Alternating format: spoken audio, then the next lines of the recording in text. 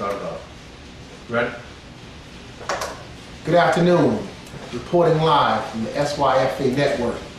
I'm joined by the SWAMI. In sporting news, I'm Sal Powell. Welcome back to another great year. You guys, another year, another great performance by several teams. We're going to start off with Peewee first. What y'all think about those Spartans? Woo! Crazy. Crazy good. Coach has got them going on, got the bus going on.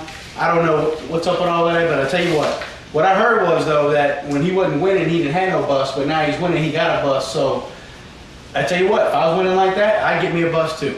What is it, 40 plus a game? 40 I know they busted the Saints pretty good, and it's not just offense. A lot of Peewee teams, it's all about offense, but they got the total offense and defense. Total package. And that's total package? It's hard to find total package in Peewee. And that's what they have. That's what they have right now. That Spartans coach is a pretty good coach, but this weekend it's called Separation Saturday in Peewee, and they have the Sharks team, which is also undefeated. Yes, yes. Sharks are playing very good football also. What do you think? But I feel that the Sharks are more of a the blocking scheme's a little bit different. Where I think that basically I think that the Spartans have more talent, and I think the Sharks are getting along where they're at because of quality coaching. Not that the Spartans don't have quality coaching, but I'm just saying that they're coaching them up on the Sharks. But you'll see the difference in this game where the Spartans are being coached up and have better talent. And that's where it's going to be a difference, in my opinion. Do you feel the Spartans put a good showing out this week and put another 40 points on the Sharks, who are undefeated, that's pretty much a front runner? I don't think they have to put 40 points. I think if they win 25-6 or 30-14, they just got to win the game. It don't matter if they put up 40 or not. I mean, that's irrelevant. When you're going against the two top teams going against each other, it just matters who gets a W. It don't matter who puts up a good showing or not. I mean, it's all about getting a win. Well, let me get your votes in, Swami. Who you picking in that big game? I'm going to have to go with Spartans. Sport News? Totally agree. Well, it's unanimous. Sal Powell also liked the Spartans in this game and look forward to watching that game, and I think they're going to make a serious run. However, we do have another team or a few that we need to acknowledge, and that's the Titans and the Saints, which sit in the third and fourth playoff spot in Peewee. What you think about those teams? Defending champs, and Jack's not too bad either. The Saints aren't doing too bad. I know they pulled out the 500 this week. They went they're 3-3 now. And Titans, same as last year. They got that quick kid that gets outside. But with the other two teams that are up above them, that have beat them already, it's just going to be hard to have a one-man show this year in Peewee. There's just too much talent in Peewee. The thing about the Titans is they have that one-trick pony. They got, he can get outside, he can get inside, he's great offensively, but defensively, they just give up too many points. And all you got to do is stop them 2 or 3 times in the game, and you're going to beat them. And that's just basically point blank what it is with that team. Now the Saints, they're kind of like a poor man's good team as far as they're well coached. The guys are really out there, really putting in the time with the kids. But you got more 5-year-olds than you got 6-year-olds on that team.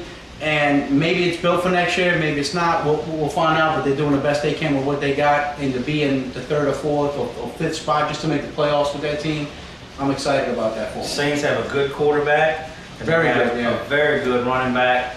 34. Yes, sir. Ironhead. Big boy. Big boy. I think he weighed in about 73 pounds at sign-ups. He's got a lot of moves for being as young as he is.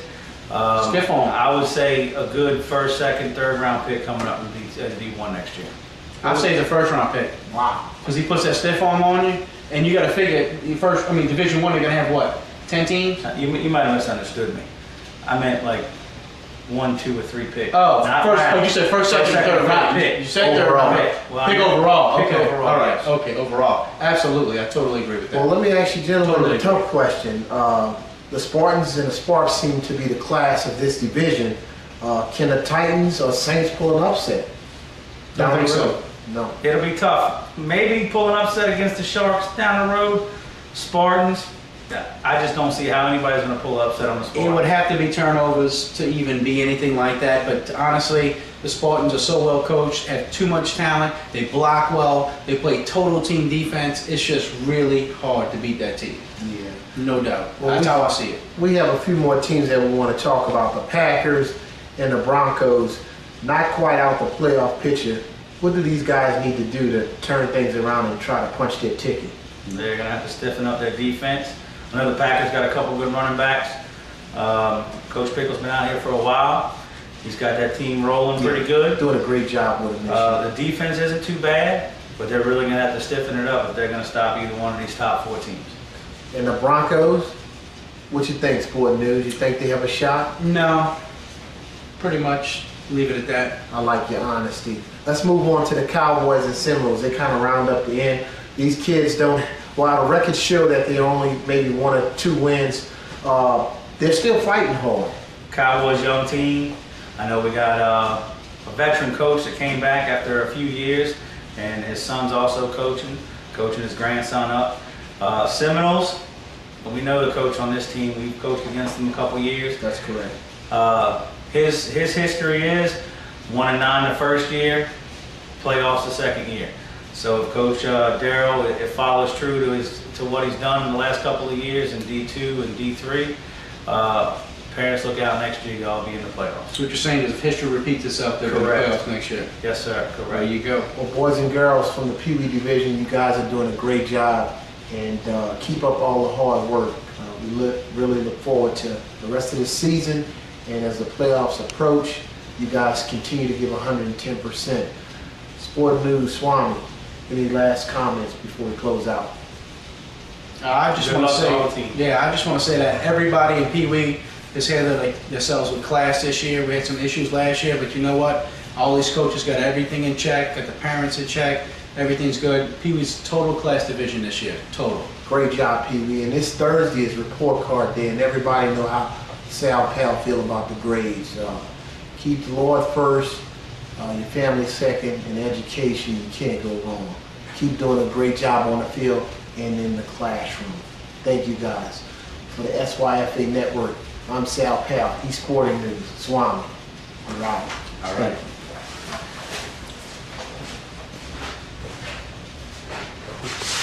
That was at 7:26. Okay, good. Hit the start.